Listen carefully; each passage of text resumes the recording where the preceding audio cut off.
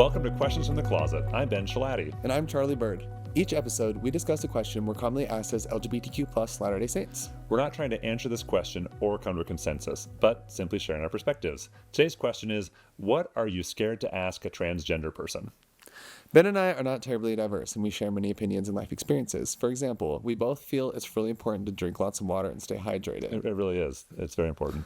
But there are some pretty big differences. For example, Charlie buys bottled water, and I don't. Okay. And clearly we are running out of similarities and differences. Well, the thing is, Ben, I bought a bottle of water at the airport once, and Ben was like shocked, and he was like, I can't believe you paid for water. Why would you pay for water? Because I lose my water. I don't enjoy buying bottled water. I'd prefer not to, but I always lose my water bottle. Just bring a water bottle with you. I leave it on the plane. I leave it in the car. I leave it at home. I leave it at people's houses. I leave it at the gym. Well, here's the thing. So nowadays, for whatever reason, when you like go to an event, like a concert or something, or like someone gives you a gift bag, there's always a water bottle in it. So I have like 30 water bottles. I'm exaggerating. I have like 8, but still I have plenty. And so why would you buy water when you just get it for free? Everyone just listen to his tone of voice. He's really upset that people buy bottled water. Because I lose things, Ben, and I get thirsty. I mean, do what you want. It just doesn't make sense to me. But it's for free. Anyway, I guess that's actually kind of a nice segue because there are some things that don't make sense to a lot of people. And they're scared to ask. So today, we've brought Michael Soto on, and we're so excited to have you back. We're kind of doing like a full-on I sent up a survey and asked people like what they're scared to ask a transgender person, and we have a whole list of questions, and we're going to talk about them today with an expert. And they're very invasive.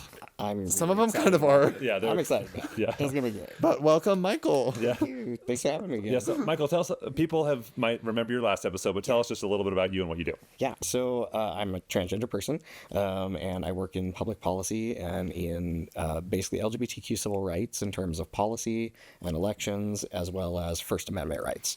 So I'm typically working for things like freedom of speech, freedom of religion, as well as civil rights for LGBT people and all people. Because rights are, I like the saying, rights are not like pie. Like more for me doesn't mean less for you. Rights, the more we all have, the more everyone has, right? When one group has rights that are sustained and supported, we all have greater freedom. It's really cool. That's awesome. And the episode you were on was called "How Do I Build Bridges?" Yeah. I believe. Yeah. Yeah, and it was It was a highlight. It was really good. It was super good.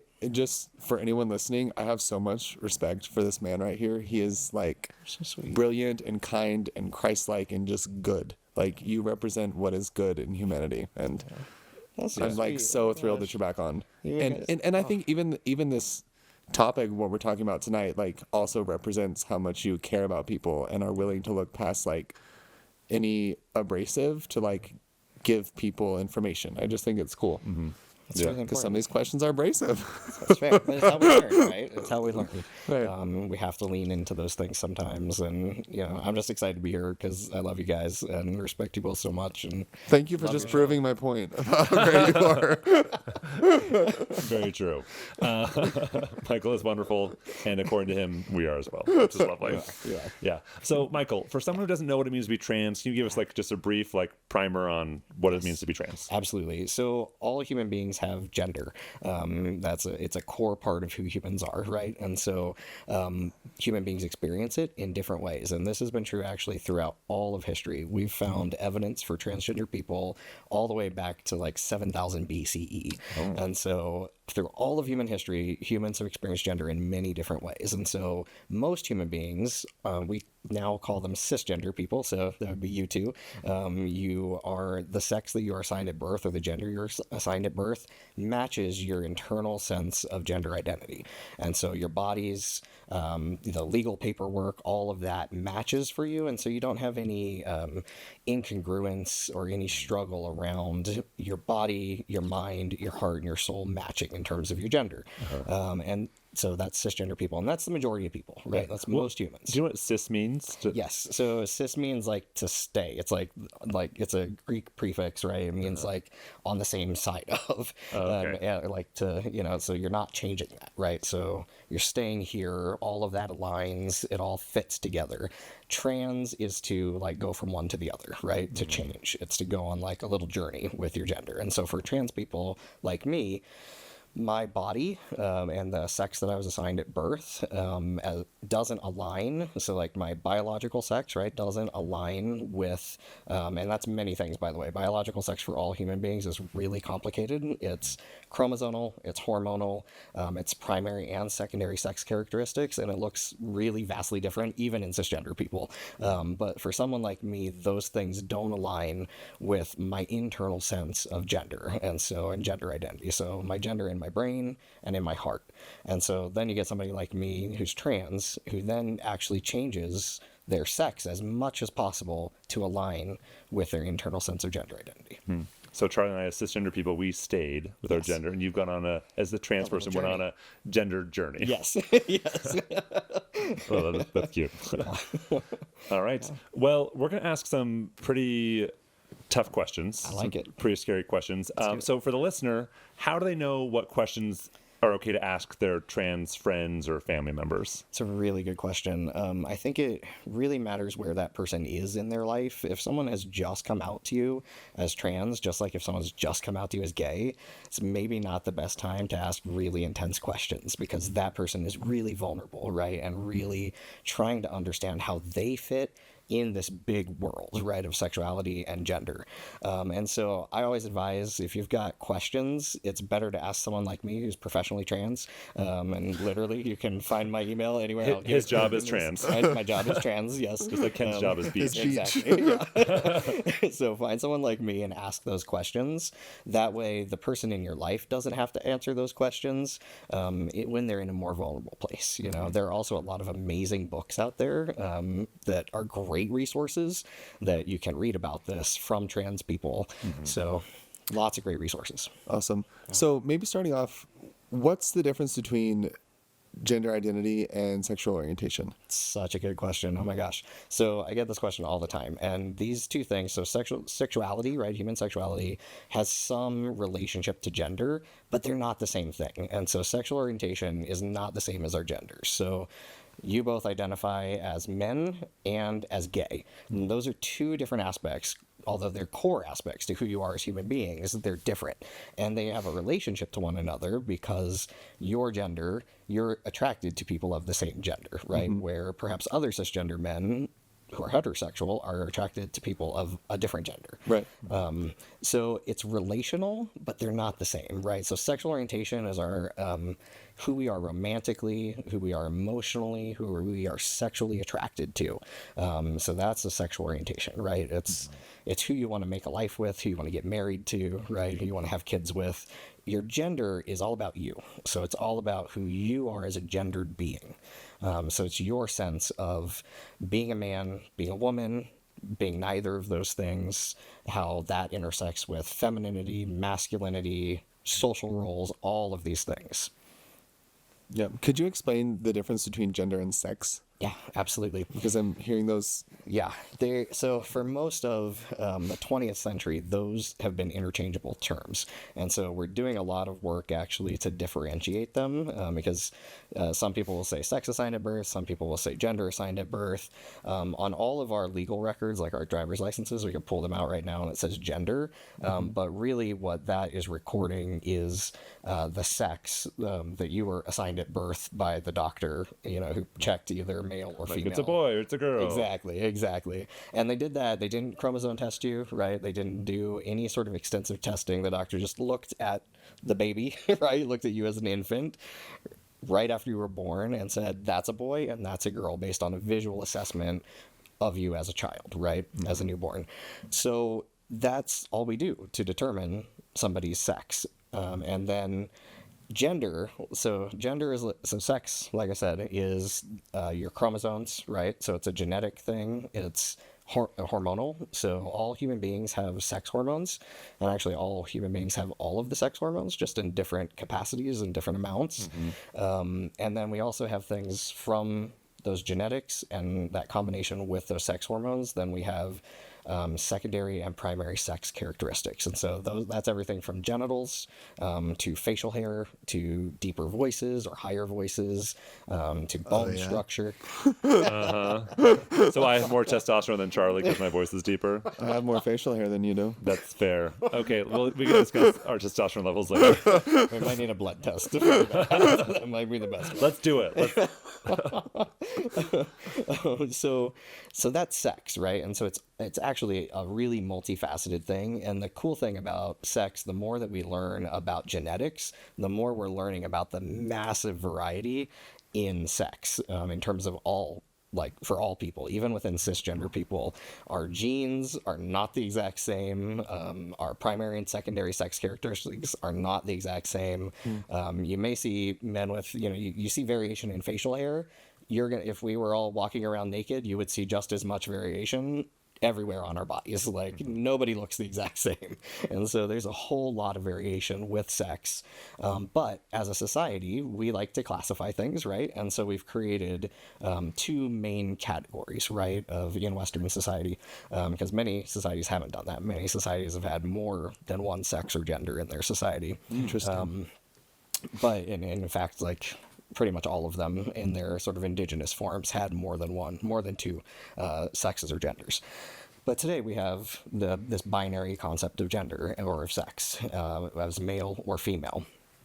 So where this has gotten confusing because we've used these two words interchangeably for a long time, we try to differentiate today by saying, so sex is all of these like biological and physical things, right, in our bodies. So gender, or gender identity, to be even more specific, is in our brains, in our hearts, and in our souls, if you're someone who believes in souls. And so, definitely. Yes. We both identify as soul believers. I like it. Me as well.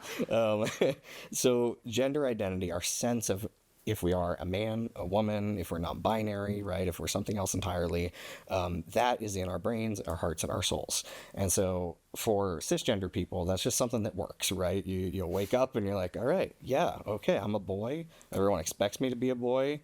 That fits. Like, it all works together. It's, there's no questioning of that. I think similarly to the way that heterosexual people experience sexual orientation, right? They're like, oh, I'm a boy, I'm expected to like girls. Yep, that works for me, right? So you just go with it. But for trans people, our gender identity, so in our brains and our hearts and in our souls, says, whoa, something's really wrong here because there are things about my body that I feel like shouldn't be that way. And there are things about the way that the world expects me to act that I just doesn't work for me, right? Like I had to be told that, my parents told me and my family had to correct me and say, you're a little girl, not a little boy, because I was convinced by like my very first idea and conception of gender, I was like, I'm a boy. I was like, I'm going to grow up to be Superman. I literally announced this to my family. And they were like, no, absolutely not. And I was like, oh, yeah, yep, it's going to happen. And they, for all of my childhood, and then really intensely, once I got into adolescence, it stopped being cute. I wasn't just a little tomboy anymore. And there was a lot of gender correction, right? A lot of, no, this is how you're supposed to act. And for me, I always knew that felt wrong, right? It literally, I call them my drag years, because it literally felt like a performance for everyone else that was just superficial to survive. Like it wasn't me. Yeah. Yeah. So, Michael, I've got our first invasive question. I love it. Okay. So is being transgender a mental illness? That is such a good question. So both homosexuality and being trans have been classified in the past as being mental illnesses. In the 1970s, we were able to remove homosexuality as from the Diagnostics and Statistical Manual as being a mental illness, which was really important because it's not. It took a couple years longer to get it removed for gender identity, or it was called gender identity disorder. And that took longer. It was a bit of a battle. That was still a thing when I came out in the 90s. And so it isn't any longer. You came out when you were 4 in the 90s? You're very nice. But yeah, so it was still a mental illness. It's not anymore because just like being gay or lesbian, being trans is not a mental illness. It's who we are. These are both sexual orientation and gender identity are inherent core characteristics for all people and you can't change them. Like, as much as you might want to, as much as other people might want you to change, like a heterosexual cisgender person could not turn themselves into a transgender person, right? A queer transgender person. That's not who they are. It would never fit, right? It would always be putting on some sort of drag. And heaven knows we tried to change. And it doesn't work, right? Like, Heaven does know because they were receiving all the They prayers. got all the prayers. Like, there's another one. Like, stop, we've received enough. You're filling up the post office.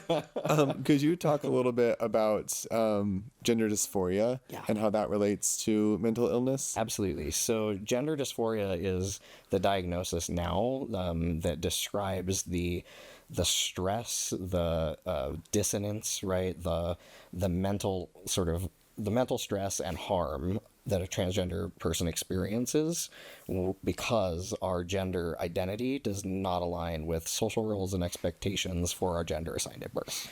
And that can be in our families, right, in our schools, in our churches, and society at large. So it's that sense of, it's that stress and that tension, right, that is created from that.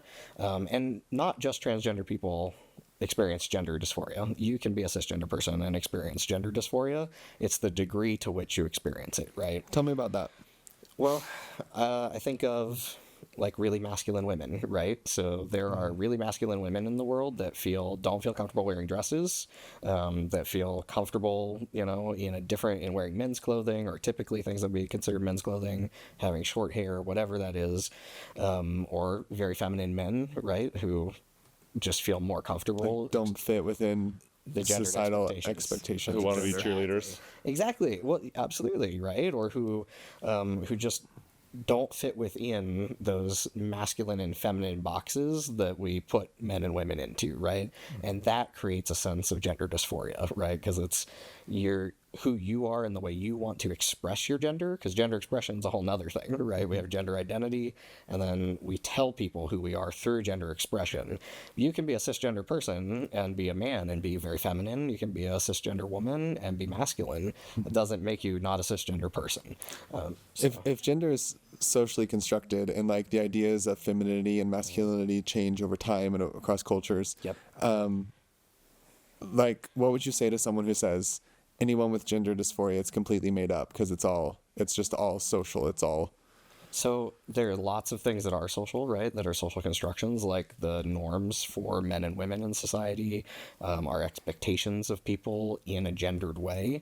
But what isn't a social construction is our bodies and our internal sense of gender, right? We each have that, and it's very real. It's something that everybody contends with, and it's something that if there was no label for gender, I would still be comfortable being who I am and not trying to say what my family wanted me to be, right, when I was young. Like, that just never fit for me. I would have never, I mean, my goodness, you can talk to my mom about this. The number of Sundays she tried to get me to wear a dress, and I absolutely would refuse. The enormous fights we would have, right? And it just never worked for me, and I was always me. Just, that's an internal sense of gender that each of us has, and that every single human being does, and that doesn't go away with even if those gendered expectations go away. Yeah. So a lot of times the dysphoria comes from not fitting within the gendered expectations. Yeah, absolutely. And for trans people, so that's for anybody can fit within that category. For trans people, we have another layer where our bodies don't fit with our sense of gender, right? So our sex is not aligning with our gender identity because both of those are elements of gender, right? Both sex and gender identity. So That's interesting. Ben, have you ever experienced gender dysphoria? I was actually thinking about that, and I thought of two examples. Like, I come from a family that was very sportsy, and my two older brothers were very good at basketball. Nice. And so we're going to assume that I would be good at basketball and want to play basketball. And so I was constantly told to play sports and to like sports, and I just never Because did. you're a guy. And when I was younger, in the early 90s, hot pink was all the rage. And I loved hot pink, and I wanted to wear hot pink, but I was told that that's a color that girls wore. Yeah. So, Interesting. and so I didn't. I did have some pink shorts that I wore all the time, but like when I was a child. But like as I got older, like I would get teased for. It seems like this thing people that I- care more when you get older. Yeah. It if whether or not you're fitting in a gender. Absolutely. And it's also dependent on the time. If you had been born in 1918, you can look at Ladies' Home Journal, actually, from that year, where they describe how pink is the more masculine color, therefore more appropriate for boys, and blue is the more passive color, and so it should be something that girls wear. Wow, take that, Barbie and Ken. That's interesting. I'd never, like, if you were to ask me 15 minutes ago, have you ever experienced gender dysphoria? I would have said no. Interesting. Yeah. But after hearing about it, it's like, yeah, there's a ton of things that I like wanted to do but felt like I couldn't. Yeah. Because, and a lot of mine related to being gay, like not wanting to be, even being gay was in a way gender dysphoria, because it's like, I like the wrong gender. What's wrong with me? Yeah. Because I'm a male. Yes. You know? Yeah. And yeah, I think it's exactly what you're saying. I've never felt uncomfortable with like my sex and my body, my biology. But I have, I guess in a weird way, tell me if this is gender dysphoria. Okay. I like this. Well, and when I remember like distinctly, I was a really late bloomer. Yeah. Like I didn't hit puberty until like basically when I was on my mission. Oh, wow. And I was really small. It's true. Charlie like 12 when he was 18. Yeah, No I way. did. And Whoa. I was 5'2", I was hairless, and I was really ashamed, and I'd get like made fun of for it because it was like effeminate, right? Yeah. And I remember one time in gym class, but I was like athletic and sporty, and I played sports, and someone asked me once if I shaved my legs, and because I didn't have any hair on my legs, and I was so embarrassed that I said yes. And then I got made fun of for shaving my legs, and that was better to me than getting made fun of for being feminine. Right. Yeah. Yeah. Wow. I know. Yeah, because it So- wasn't... So is that gender dysphoria? Yeah, well, because shaving legs is associated with women, right? And Right. so, like, even if that is a feminine thing or something that's associated Like my with body women- was too feminine for what Right. I felt like it should have been. Exactly. But then I so- hit puberty and it was fine, and then I was like, oh, I actually really love my body. Yeah. But- yeah. Puberty at 19. Yeah, I'm a late bloomer. I went through puberty again at 19, so I can. Oh, gosh. The second time. And you Not more fun. And the you grew second your time. leg hair. I grew all of the body hair on my body connects now. It's gross. So that's testosterone. It's the worst. Anyway, so the next question is: should children who come out as trans be able to transition? Such a good question. So we have a lot of discussion happening right now around transgender people. And so I think it's really important first to understand where that's coming from, because trans people have always existed, right? So I can give you a timeline if you want, starting from 7000 BCE, where there's evidence that trans people are a part of society. So this is pretty new. So it's really been in the last maybe 5 to 10 years that we've started having sort of these questions of like, well, is it safe to allow transgender people to transition, or to allow kids to transition or identify as trans? You know, like There was also a lot of questions about like regretting, like transitioning and regretting it and things like it's that. called detransitioning. So I think first it's important to understand that, one, all questions are valid when we actually look at them from a place of curiosity and wanting to find a real answer. I think what the moment that we're living in, though, because we live in a moment of real political extremism on both sides, right, in every aspect of life, we actually see a concerted effort right now by several recognized hate groups, like the Alliance Defending Freedom, that is headquartered in my home state of Arizona. What, go Arizona? Yeah, yay, hate crimes group, cool. But they are classified as an LGBTQ hate group because they have set out on a specific policy agenda and legal agenda using, they're essentially a $50 million a year law firm, and they have done everything that they can to basically create a moral panic around transgender people, where we're really not scary. I'm a pretty nice person. I don't really know scary trans people. We tend to really just want to have an average life expectancy. That's really our goal. We don't want our lives to end violently or, you know, through medical malpractice and those sorts of things, which too often happens. So I think that's really important to recognize that there's actually concerted effort to make trans people scary, and we're not. We're just humans. But to get back to that, to get back to the question, so children transitioning, there's a lot of attention to that right now in the media. And so this is something that people are starting to talk about really for the first time in the past couple of years, because kids transitioning wasn't on people's radar that were not trans before that. So all human beings form their first sense of gender between the ages of 4 and 5. And so this is just a human development thing. We all form our sense of gender then. And for some people like me, I'm not good at hiding stuff. I'm like the worst liar on the planet. I'm very bad at like, trying to get away with anything. Like I could not have pretended to be anything but who I was. It just never worked. And so as soon as I knew gender existed, that I had a gender that other people did, I was like, I'm a boy. This is exactly who I am. And had to deal with the repercussions from that, right? Of my family being like, ooh, something's not quite right here.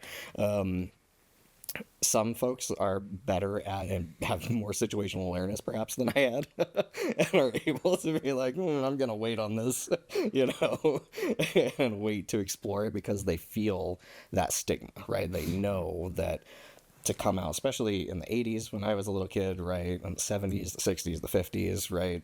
It was a very different time. We didn't have the internet. We didn't have the kind of information that we have today. Today we have an awareness, a visibility of trans people that actually makes it possible for children to be like, oh, I see myself in someone else, right? I see something that resonates with me.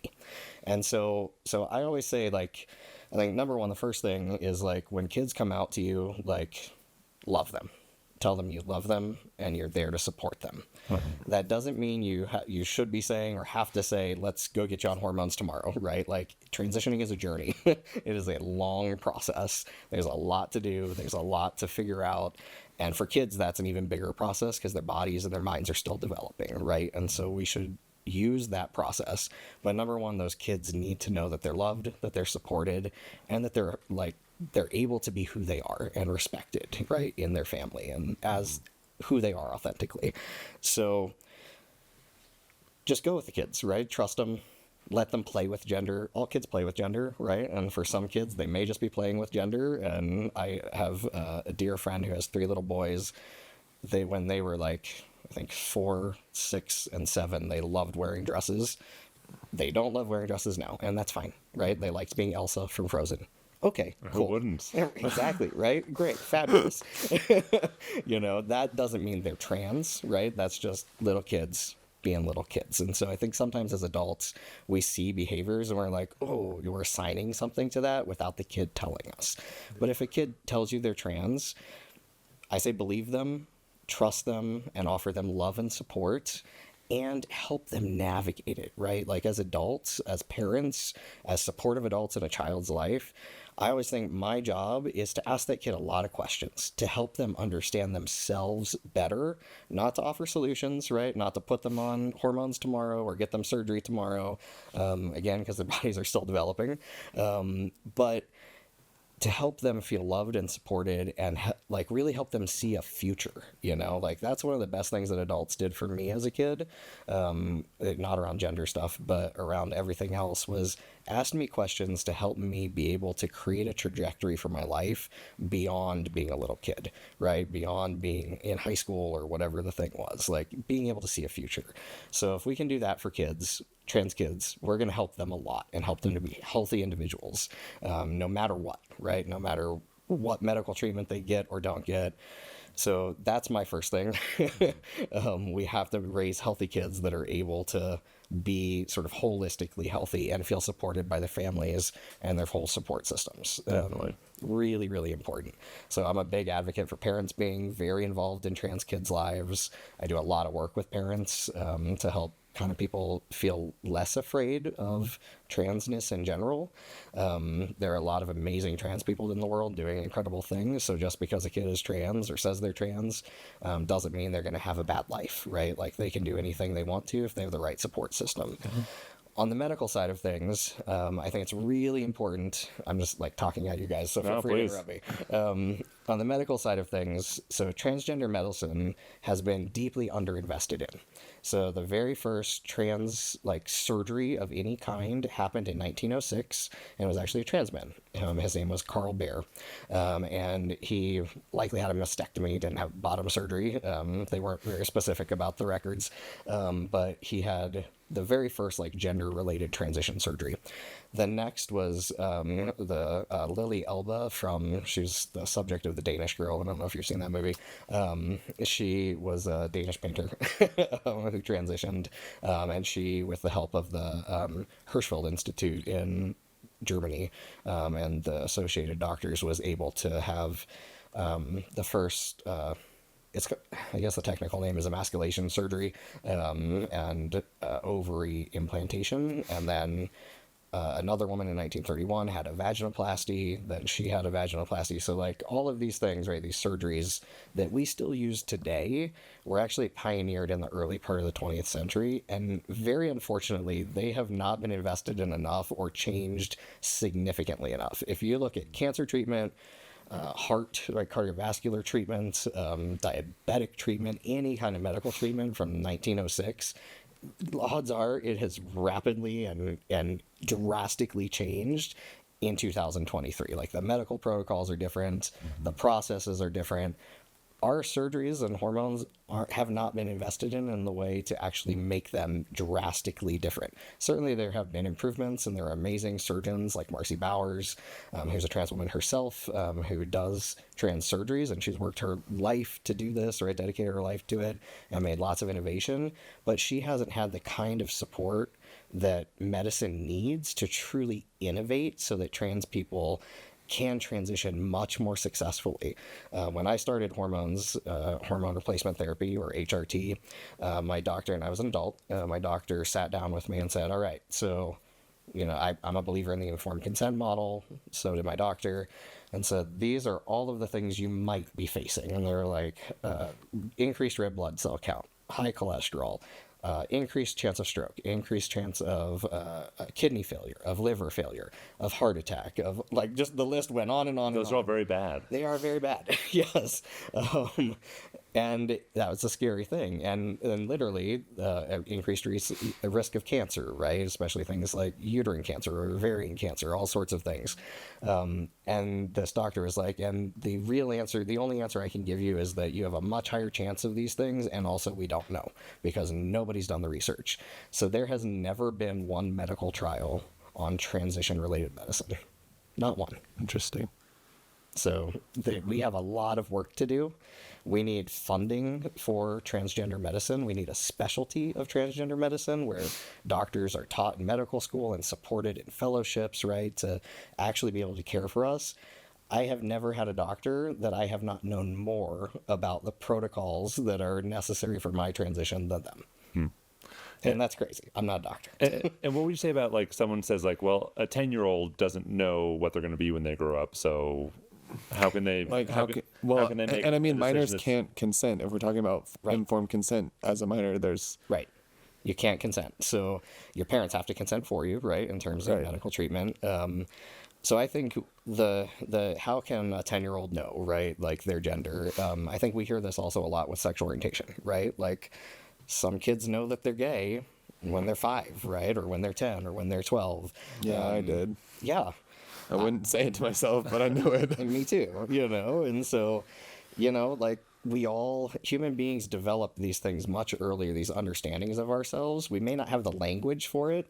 I didn't know the word transgender existed until I was 18, I had no idea. But I knew that I was a boy, right? And so you might not have the language for the thing at the time or that complex of an understanding of it as a child, but core things about yourself that people observing you don't know, right? Because they don't know you inside. They don't know what's happening inside of you. So when you talk about the risk associated with, it seems like people are afraid of parents or teachers pushing transitioning onto children Sure. when they can't consent. And there's a lot of talk about like puberty blockers, and that came up many times within the questions. Well, I don't think we should push any kind of anything on children. We should, as adults that are being healthy role models and facilitators of learning for children, we shouldn't be pushing anything on them, right? We should be helping them be curious about the world. I like your approach of asking questions. Yes, ask questions. And right? like not putting social expectations. Exactly. So if a little kid came up to me and said, or if I was a parent, and had a child that said, Dad, I'm trans, my first response would be, one, I love you. I'll always love you. Nothing's ever going to change that. And then would say, let's have a conversation about that. So what does that mean to you, honey? Like for some kids that might be, I want a haircut. It's like, oh, okay. All right, let's go get your haircut. For another kid, it might be, I want to wear pink, right? Like for most kids, they're not like, I want to get on puberty blockers tomorrow, right? They're like, I would like to play with trucks instead of Barbies, like Right. when you actually sit down and talk to kids about what they need and want, it's a lot simpler. We adults make this a lot more complicated because of our fear, and kind of all of the things that we are afraid of in life. And so when you talk to children, it tends to be, or I want to be called, Bobby instead of whatever, like it's pretty, it's pretty straightforward stuff. And if you keep in that dialogue with the child instead of saying, okay, well, honey, does that mean we need to take you to the doctor right now? Like if you're asking a 5-year-old or a 10-year-old even, right, it's probably not that. It's probably they want to wear different clothes, right? It's probably they want a haircut. They want to use a nickname, right? We used to call that a nickname in my day, right? They want to use a different name and try it out. And maybe they'll keep that. Maybe they'll call themselves something entirely different someday. Who knows? Maybe they'll go back to the name that they were called before. You never know. But if we make it less complicated and less scary, it's going to be less complicated and scary for kids. My sister told me that when me and Ryan were going to get married, she was telling her kids, and her little daughter was like, so Charlie's gay? And she was like, yeah. And she was like, does that mean Ryan's gay too? Oh. And she was like, yeah, he is. And she says, well, thank goodness, because that'd be awkward if Charlie wanted to marry him and he didn't want to marry Charlie. Oh my God. And she was just like, oh, that was so easy. Yes. The girl was just like, yeah.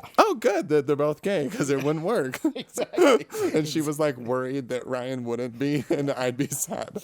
It was really cute. And I think kids are a lot simpler. They don't have the political. Exactly. They don't have a political agenda. Yeah. They're just being kids. Yeah. And what can you tell us about puberty blockers? So puberty blockers are a really interesting thing. So puberty blockers were actually first sort of developed as puberty blockers for something called precocious puberty.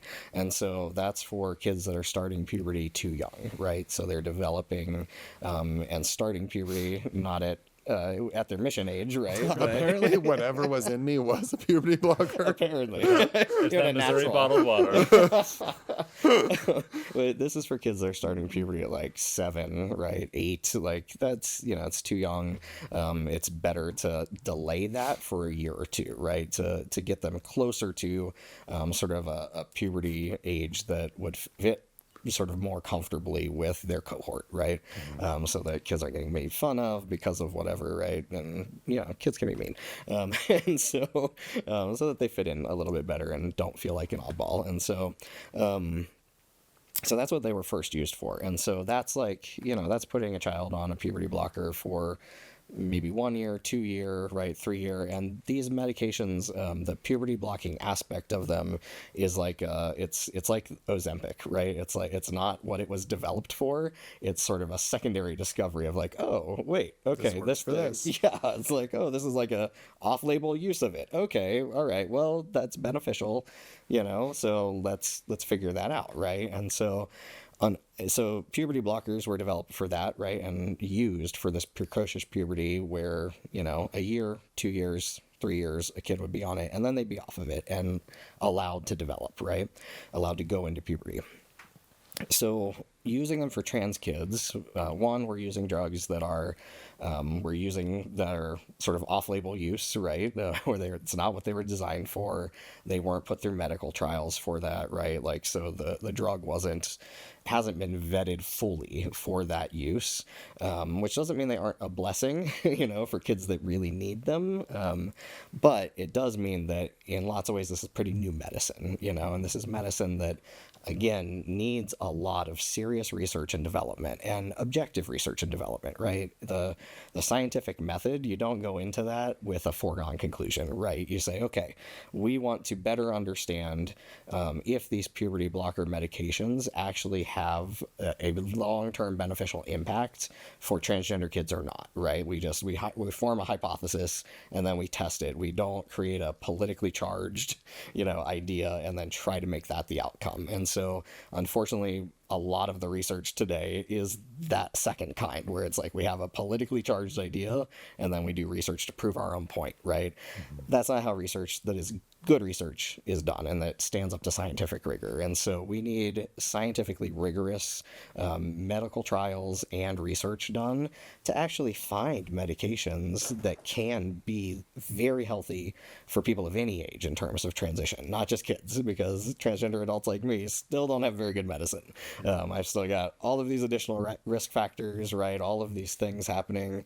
I take the same kind of testosterone that a cisgender man would take for T replacement, for like low testosterone later in life. That was you, Charlie.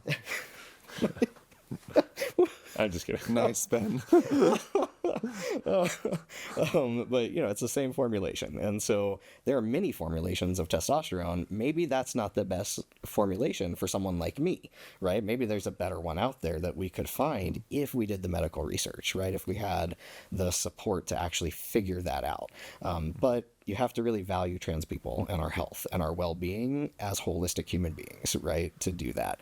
And so that's always my first ask is like, we need to care about trans people more. And we need to invest in our actual medical care before we can answer a lot of these questions, because honestly, a lot of the research and the work hasn't been done. So we've got some medicine that gets people to a point where I can live with some sense of wholeness in my body that is significantly better than where I was before transitioning. Mm-hmm. That was not a life for me. This is a life for me. I would love it, though, if I could transition fully, medically, healthily, right? Like in a way that, I'm making up words now, but in a way that would actually allow me to truly be who I am and not have lots of unintended consequences, just to be authentically who I am, right? And would be medicine that's developed with the knowledge of the 21st century, not just the very early 20th century. When you talk about medical transitioning now, what does that consist of for people? Like, what is top surgery? What is bottom surgery? Yeah. So transitioning is numerous things. You've got social transition, legal transition, and then medical transition. So when we get to the medical transition, you start with hormone replacement therapy. And so that, someone like me, I was assigned female at birth. And so I take testosterone every single week. I actually just gave myself my shot today. And so I give myself an intermuscular injection in my thigh every single week. And that's a testosterone cypionate. Testosterone, the way that your body processes it, I can't take it as a pill because it would destroy my liver, essentially. That's an important organ. Yeah, real important organ. Trans women are a little luckier. They can take estrogen as a pill, and they can take the sex hormones that they need at different times in their lives in different ways. Some do by shot, right? Some do by pills. There are some creams and gels and different things. You can do that with testosterone too. There's also a bead implant that you can do for testosterone, though they pop out a lot. So yeah. It's like a subdermal implant. And so there are different options, but essentially what that does is it allows your body to either masculinize or feminize, right? And so when I started taking testosterone, my voice dropped. My voice cracked first and then dropped, just like a teenage boy. It was very funny. It was a hilarious process. My facial structure changed. My sort of everything got, my bone structure changed. Like my hips got a little narrower because I was lucky that I was sort of on the tail end of puberty, so when you do it later in life, your bone structure doesn't necessarily change. My fat distribution changed. Suddenly I had these like dents in my thigh/butt area that I had not had before, where I had hips. Now I just have these dents there. It's very strange. I started growing facial hair. I started growing back hair. That's real gross. Don't like that. But, all sorts of different things started happening that are essentially male puberty, right? And for trans women, the opposite happens, right? That feminization happens, where their skin gets softer, right? Like all of these different things happen that actually they start to develop breasts, right? All of that starts to happen for trans women. And then we have surgeries. So for trans women, if they've gone through male puberty, sometimes they have to do facial feminization surgeries because when your bone structure changes in puberty, that can't be undone by estrogen. Testosterone does some things that estrogen can't undo, but surgeries can, right? So they have like jawline feminization, that sort of stuff, hair removal. Trans women do a lot of electrolysis if they've been through male puberty, so making sure the facial hair is gone, all of that sort of stuff. And then top surgery for trans women. Depends on sort of their natural bodies and how their bodies respond to estrogen. So some trans women get breast implants, and some don't, and just develop on their own. So it's just like all women, what they're comfortable with. There are lots of cisgender women that have breast implants or augmentation, and some that don't. So, and then for trans women, bottom surgery is essentially a removal of the testicles, right? Because that's the sort of testosterone producing part of their bodies. And then a vaginoplasty. So essentially create from the genitals that exist before, the plastic surgeon creates, or the trans surgeon creates a vagina that is often incredible. And Dr. Meltzer in Arizona is known for creating absolutely beautiful vaginas around the world. He is renowned for this. So, Who knew? Who knew, right? And Well, you pretty know. incredible. I knew. But so Can I insert Yeah. here? We had another question Yeah. of, is it like, do transgender people have sex? Like if they medically transition, can those genitalia have sex? absolutely, yes. So trans women have vaginas, and the existing genitals that that women had before are used to create the new genitals. And so with a good surgeon and the proper kind of medical care, again, a reason why we need good medical care, you are a functioning sexual being. How does that work with a trans man? Yeah, so good question. So for trans men, so we have top surgery too, and so that is It's essentially like a double mastectomy? essentially it's a little different than that. I mean, there's kind of some different cosmetic concerns to like bring out the pecs more, right? So when you're doing just a double mastectomy for a cisgender woman, you don't want to bring out her pectoral muscles. And so for a transgender man, you want to make sure you're doing it in a way that emphasizes that chest masculinization. So it's a chest masculinization surgery. And then bottom surgery, we have different options. For transgender men, the options aren't as awesome. I definitely think trans women have a much better option for bottom surgery than we do, because it's harder to construct a penis or phallus, right? It's just a more challenging thing with the medicine that we have today. Again, I don't think it's impossible, especially with some of the medical innovations of the past 20 years. But we have something called a metoidioplasty, which is essentially, again, using the genitals that we have to create what, essentially like a 2 to 3 inch penis and scrotum. So you create, it's the opposite of a vaginoplasty, essentially, where you get rid of the vagina and then you use the existing parts of the vulva to create a scrotum and to create a penis. And you usually get testicular implants, which are the actually exact same for men that have testicular cancer that still want to have a scrotum. There's also something called a phalloplasty, which is a very big surgery that does construct a penis as best as we can right now, because we haven't had the best innovations or research done in this area, but it functions. I know many trans men that have had phalloplasties and metoidioplasties. All of them can pee standing up just like any other guy. So if that's very important to you, then that's your option. So What would you say to someone who says, like, this is unnatural, this is playing God? I mean, Because that was a question. yeah, I think that's a really good question.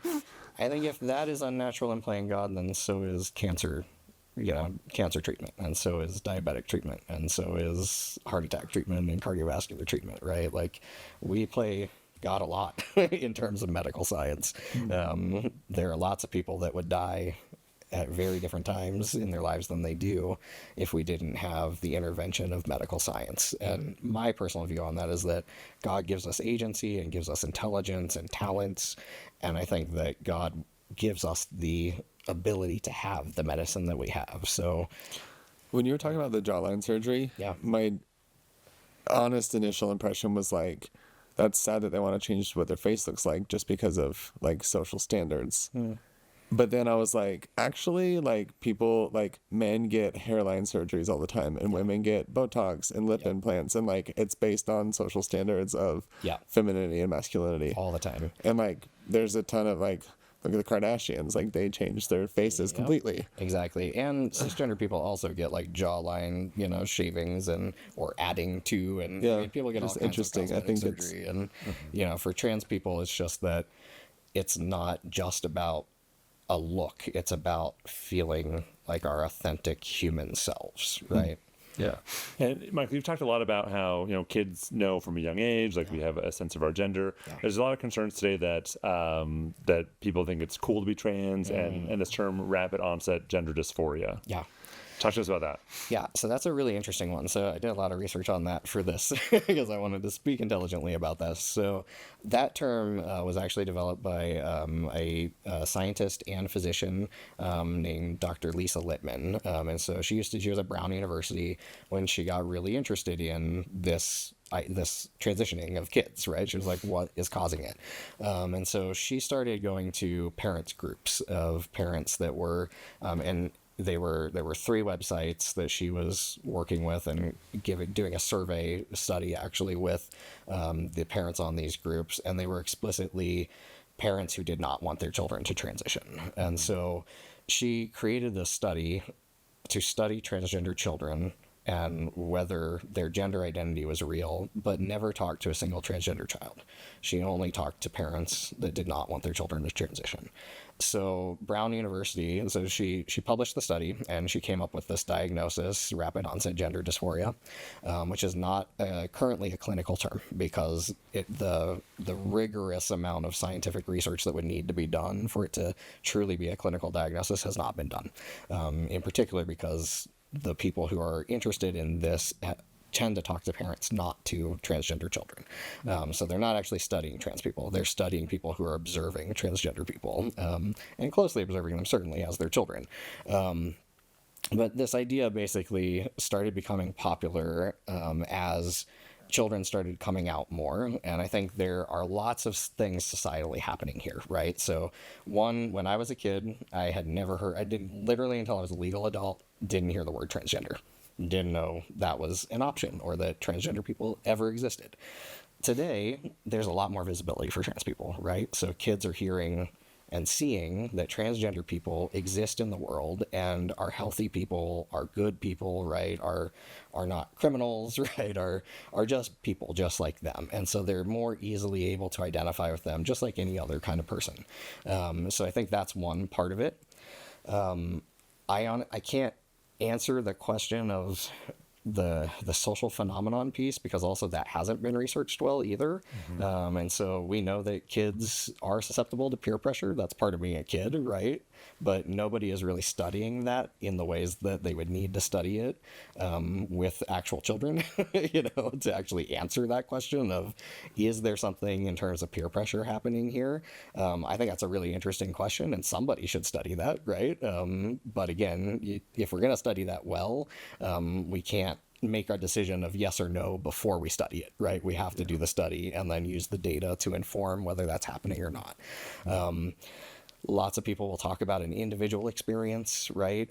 But an individual experience never extrapolates to every trans person or every kid that may question their gender or their sexual orientation or whatever, right? Like we're just complex human beings. And so there's definitely more visibility of trans people. There's more discussion of trans people.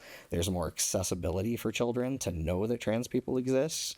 And I think just like for gay people, right? Like we saw when gay people started coming out after the 60s, right? You saw more young people being like, I'm gay, right? And saying it, not because there were more gay people in the world, but because they felt comfortable saying it. And so I think an important thing to know is that, so transgender people are about 2% of the population, and we have consistently been about 2% of the population always.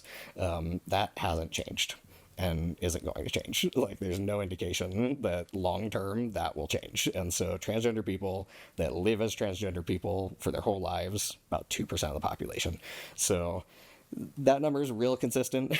It's, there are more kids that perhaps are experimenting with different labels, or more kids that are identifying with queerness in general, right? But then perhaps a lot of those kids grow up to marry someone of the opposite gender, right? And they may still identify as queer, but then they live a heterosexual life, right? And so we're living in an interesting time where kind of the same frequency of people that have lived as gay people or queer people or trans people throughout their lives, it is staying the same, but more people are claiming labels.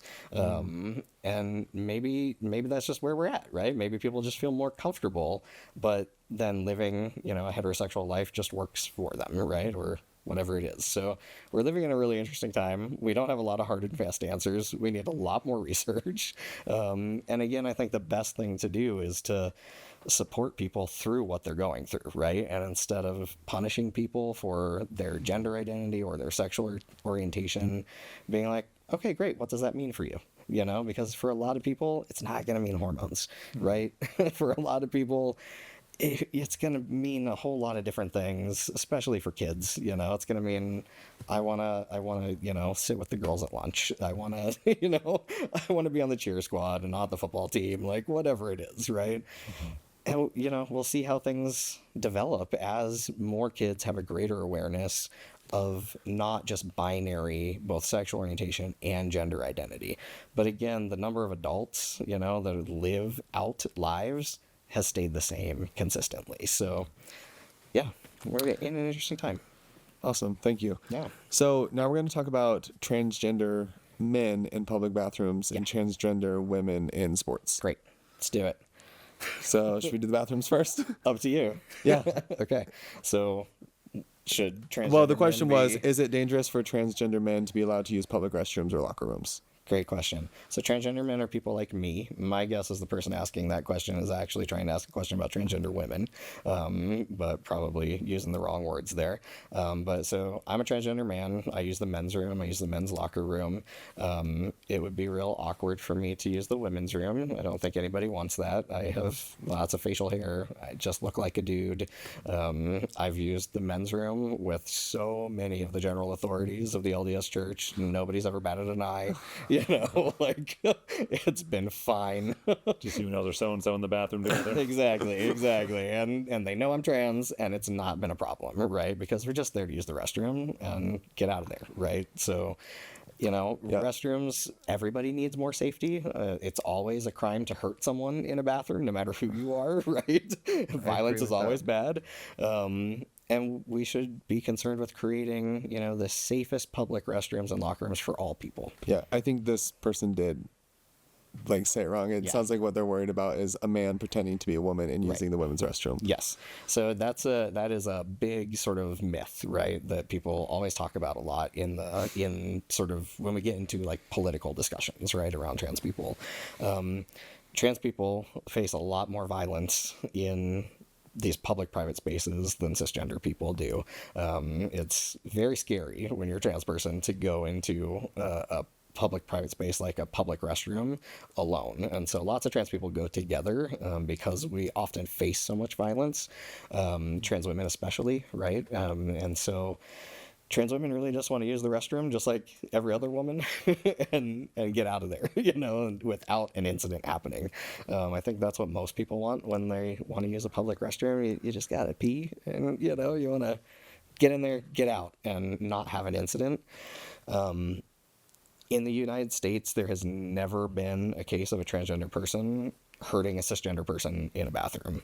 And if a man puts on a dress and goes into the restroom with the intent of hurting anyone, that's not a trans woman. It's a predator, right? That's somebody That's a man. Yeah, that's a man who's going into a room to hurt someone, right? And so that's different, right? That is interesting how the narrative got shifted onto trans women instead of predatorial men. Exactly, which happens a lot in our society. We have a patriarchal society. We don't want to think that, that predatory thing that some human beings have. We're pretty bad at addressing it. Mm-hmm. Oh. All right. Sports. Yeah, tell us about sports. Okay. Transgender women in sports. Yes. So sports. So that's another interesting one because nobody cares about trans boys in sports. They're like, whatever. It's fascinating. They're not as fast. Yeah, exactly. They're like, they're at a disadvantage. It's fine. So sports. I played sports. So I played sports into college. I really love sports. I care about sports. I care about fairness in sports. And what I love about athletics is that we know how to integrate athletics, right? Athletics, like team sports, baseball, football, all of these different sports, they've had to integrate in many different ways, right? Racially, right? Like all sorts of ways. And we know that that's hard to do. We know that there's often opposition to it, but we know that when we lean into the aspects of that sport that make it fair for everyone to play and to compete on the same field, that's how you find the answer. And so I'm a big fan of taking a really practical approach. So in Arizona, before the law changed, I think 2 years ago, to be a ban on trans athletes in sports, that's now been lifted by the courts. So that law is not in effect in Arizona anymore. But before that, we had an awesome, panel, I guess, a commission that would essentially assess this. And every trans athlete that wanted to play competitive sports would go through their coach with their coach and their parents to this commission. They would submit all of the necessary paperwork. This commission was doctors, coaches, right, athletic professionals, and they would make that determination if it was safe for this person, trans boy or trans girl, to play those sports. I think in the 10 years that commission existed, I think they, in Arizona, had 11 students total that wanted to play sports.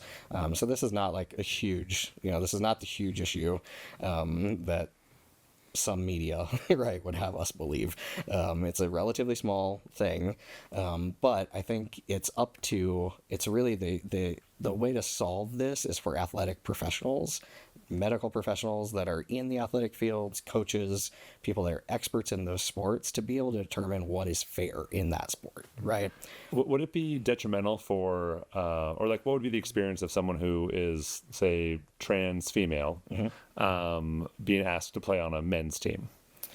Like, what would be the experience of that trans person? It would probably be really horrible. I mean, honestly, if this person is out and emotionally, it would probably be very hard for them. There would also probably be, from a team perspective, pretty alienating. I can't imagine a bunch of teenage boys being real excited to play a team sport with a trans girl. It would probably be a pretty rough environment. And so I do think another option needs to be created for trans kids that maybe a commission decides are, just like cisgender kids that are too old for an age group, to play in an age group, or too developed puberty-wise to play in that age group, right? Like, that does happen sometimes, and then they have to play in a different age group, even though they're younger, right? Or whatever that is. There needs to be another option so that kid can still get all the benefits of team sports, right, and of athletic competition, because there are a ton of benefits, social benefits, right, confidence benefits, all of those sorts of things. I wouldn't know. I never played. Okay. Right.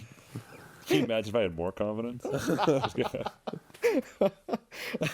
So there does need to be an option, right? And there needs to be something where all kids can play, and maybe that's a totally open gender division, right? Or totally open gender version of team sports, or I don't know. I don't know what it is. I trust sports to come up with the right answer if we empower them to do so, because sports are pretty good at figuring fairness out in sports for everyone that wants to play.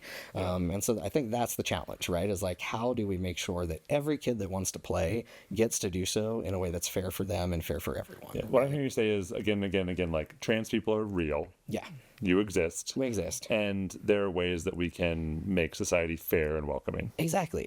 Just like we do for all people, right? And as humans, we've contended with this with lots of things, with ability and disability, right? With socioeconomic class, with race and ethnicity, right? With religion. We are all different in key ways, but if we have fairness in mind, right? And if we have inclusion of all people in a fair way in mind, we can figure out a way to include everyone, right? And to make sure that everybody has an opportunity to participate, to be a part of society. We're really not that scary, you know? Like, we don't want to take people's jobs. We don't want to take people's place in anything. We just want to be a part of it. And so, you know, it's really, I think a lot of it is reframing for us as adults of like, oh, maybe it isn't like, it's not a zero-sum game of like, you know, we either support girls in sports or we allow trans people in sports. It's like, well, how can we create athletic competition that allows girls to thrive of all kinds, but cisgender girls, transgender girls, trans boys, all people, right? Like, how do we do that? Because all of them are important. Like, I'm a huge supporter of women's sports. I played women's sports. I'm still friends with like all the girls that I played sports with, and I love it when they tag me on team photos and stuff, and they'll like message me and be like, is this okay? And I'm like, yeah, we played together for like a decade, like, and I love you. You're still my friend, you know, and we went through great things together, you know, like, that's good and important. And I would never want to harm women's sports or men's sports.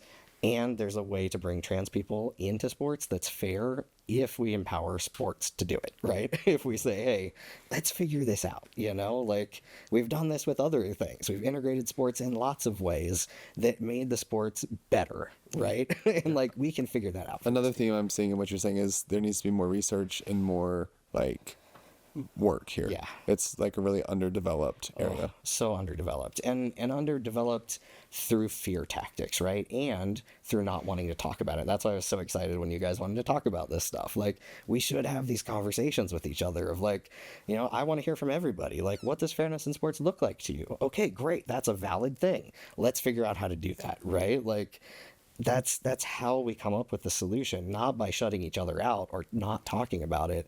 We come up with a solution by talking to people from every walk of life.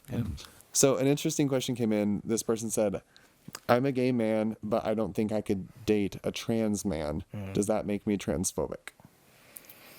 I think it's all about intention, right? It's all about where this person's coming from. So if he wouldn't date a trans person because he hates trans people, well, then that's, you know, probably some bias and transphobia there, right? That's a different thing than just not meshing with a trans person, right? Like, or I think for a lot of people, a lot of cisgender people don't have a lot of information about transgender people, and perhaps just have a lack of understanding. And so it's really easy to be like, well, I would never date someone like that if you don't know them, right? I mean, I think we've seen the same thing with race, right? Before interracial marriage was legal in this country, there was a lot of, you know, well, I would never date someone of a different race, right?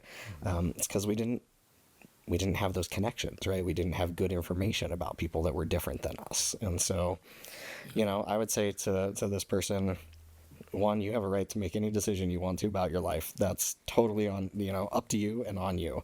I would say you should probably get to know some trans people. You might be really surprised that there are a lot of wonderful trans people in the world, and you never know if you're going to connect with someone and be attracted to them in that way.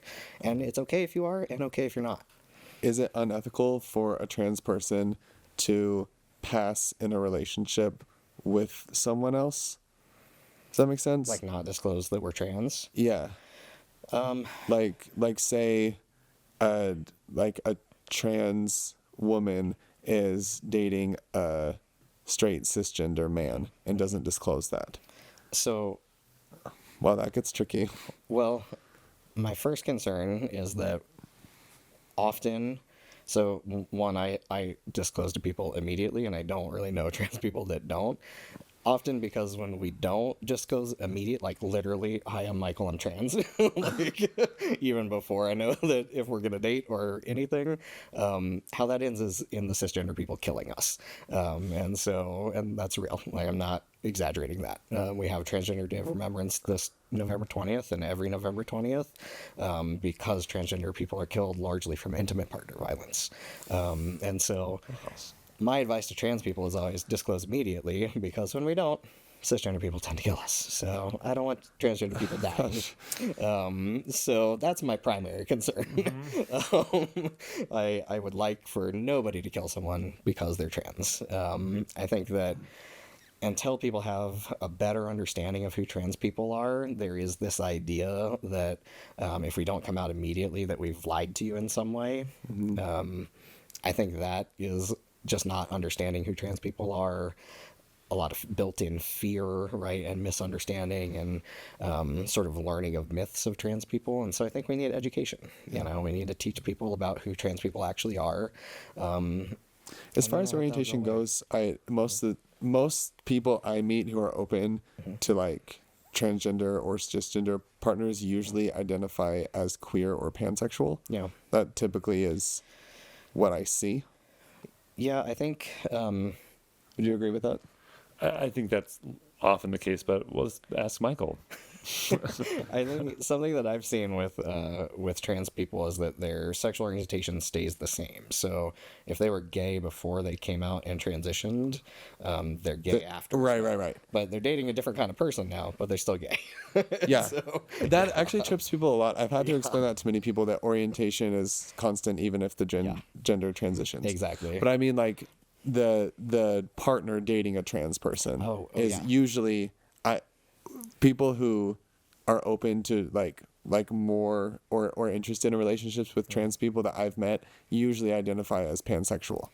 I think if they are with that person and that person has already transitioned, then yes, that's true. Yeah, that's what I'm trying to say. I know a lot of couples who the trans person transitioned later in their relationship, and those marriages have stayed intact. And, you know, whether they're now two men or two women, and they're just, I don't know, I love my husband or my wife, you know, and like, that's it. So I think, I don't know. I mean, I think humans, I think it's, you know, we love who we love, you know, and when you really love someone, sometimes it's less about their gender and more about the human that you love.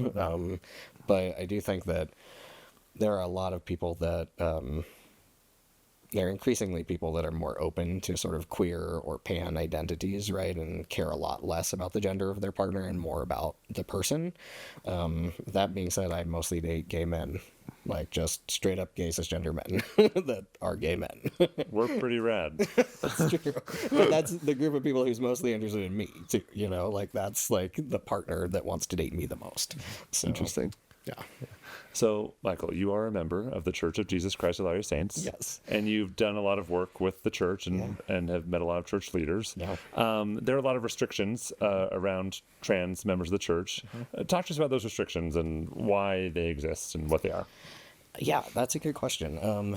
So, I mean, gender for the church, you can, from the last conference talks, right, is something that the church feels is eternal and something that is very important, right, to who we are as human beings, our souls, all of these things. So well, the interesting thing is, and I've had this conversation with leaders in the church, you know, I don't have any disagreement with them on that. Like, I feel I've done a lot to be the gender that I am. I've taken a lot on in this life to authentically be who I am and to align my body in this life with my heart and my soul and my brain. And I know we're seeing it from different perspectives there, right? Where often when I bring that up with leaders in the church, they're like, "Oh, I've literally never thought of that before." And I'm like, "Well, I don't know, something to consider, you know, like just my experience, but something to consider." So I think there's a lot of, I think the church is really trying to understand how trans people fit in to a church that is very set in a lot of its in pretty much everything, in binary gender roles, Yeah. and binary conceptions Oh of yeah, gender. like callings, the temple, Everything. missions. Everything. Yes. Sunday school, right? Yeah. Like, literally everything. So, I think this is a new thing for the church to contend with and deal with, and understand what its members need from it, right? In terms of that and how it fits into either policy or doctrine. And I think that's a really interesting distinction, right? Because when we're talking about policy, I see the conflict, but I think when you were talking about doctrine, there isn't that conflict. And so I have that conversation with church leaders a lot of like, well, let's talk about that from a doctrinal perspective, right? Like, I affirm all of these things. Like, I can see how all of these things make sense, right? And then I explain it from my perspective, and every time it's like, literally never thought of it that way, right? And I'm, it's just... Because in your mind, your soul is male. Exactly. Like in your experience. Absolutely. And in whatever the next life is, I think that this life, my purpose is to be a trans person for whatever need that God has for me to be a trans person in this life. And after this life, that will probably not be true. I think I will just be male, right? I will just be who I am. And so, we're all here for different reasons. And so it's an interesting thing with the church. And I think the churches, I've had wonderful discussions with church leaders about it, and I really appreciate the questions and being open to having these discussions, because I think that's how we learn, right? And that's how we figure out new things. So How would you respond to someone who, and this is just my curiosity, because this idea is out there a lot. How would you respond to someone who says that by keeping like some semblance of membership in the church, you are being complicit in an organization that harms transgender people or queer people? Sure. I think that's something that we all have to contend with, but I think by being, I am out, I am unapologetically a transgender person, and find a way to love people in the church and out of the church, right? In my community, not in my community, whichever ones they are. And I think that's really important, there is a lot of good that institutions like our church does in the world, right? Great senses of belonging, right? For lots of people, such a grounding part of life, right? And for LGBT people, same thing for the LGBTQ community, right? And both in different ways have sometimes trouble dealing with trans people or understanding trans people. Mm-hmm. And I still love both communities, right? And I still want to make them better. And if I'm not there at conference, right, as a guest of the church, right, talking to church leaders, if I'm not there at the Christmas concert this December, if I'm not there at the policy meetings that we do that the church is at, like, they're not going to have those conversations, right? We might not get to a place that we could get to. I mean, I always go back to the Respect for Marriage Act. The LDS Church, right? Proposition 8. I remember when Prop 8 happened in California. We all do. That night when Obama got elected and Prop 8 passed, that was a hard night, right? That was like highs and very lows, right? And very painful that our church was a big part of that, for me as an LGBT person. And then last year, working with the church, where the Respect for Marriage Act was passed in large part because the church was willing to come out and say, we support this because it affirms religious freedom and supports civil marriage for LGBT people, and we're fine with both of those things. Those are both good things in society. That's a really big difference in a pretty short amount of time, and that comes from LGBT people like us being engaged in those conversations and being engaged in the culture and being unapologetic about who we are, right? And saying, I say this to church leaders all the time and people in the church all the time. I didn't have a true, real relationship with God until I came out as trans and began transitioning. It was that brought me to God in an authentic way. So I think you did a great job answering that. It reminds me of what you're saying about informed consent, like knowing what you're going into and knowing like the risks associated Absolutely. with showing up and deciding whether or not it's worth it to you to do it. Exactly. Mm-hmm. And I think that can change throughout your life, right? And I respect for people when that's not for them, right? Like at the Gather conference, I liked Tom Christofferson talking about, going on a vacation, on a walkabout, and just needing time away. that might be true sometimes, right? And some people may never be in a place where they can be LGBTQ and love their lives and be associated with the church or another institution or the Catholic Church, whatever it is. And that's okay too. Like, it's good to know where you are at as a person. You don't have to do that, but I feel called to do that. I think that's a part of my purpose, and both are good, right? Both are okay, and we can support each other in those roles. Yeah, that's really beautiful. Well, thank you so much for joining us and being willing to talk about some of these like awkward or intense questions and doing such a good job of it. You're a very good professional trans. I really need a shirt that says that. I'm a very good professional trans. Yeah. And Michael, just like on a personal note, I'm just really happy to be part of a church that you are a part of, and that we have people like you who are serving our community, part of our families, our friends, and we're just so lucky to have people like you in our communities. Yeah, and like expanding the view of who we are and how we can help each other and show up for each other. It's really cool. I feel the same way about both of you. You do amazing work, and it's just fun to be in the community with you. Yeah, thanks. Thank you for joining us today. If you have enjoyed this or other episodes, please consider leaving a review, following us on Instagram, Facebook, or YouTube at Questions from the Closet, or sharing this podcast with someone you love. And as always, please remember that we do not represent the Church of Jesus Christ of Latter-day Saints or Brigham Young University. We're not trying to be prescriptive or tell anyone what to think or what to do. You heard 3 perspectives, and there are many, many more. We encourage you to listen to other voices and hear a wide variety of experiences. If you would like to submit a question or share a comment about today's episode, you can email us at questionsfromthecloset@gmail.com. Until next time.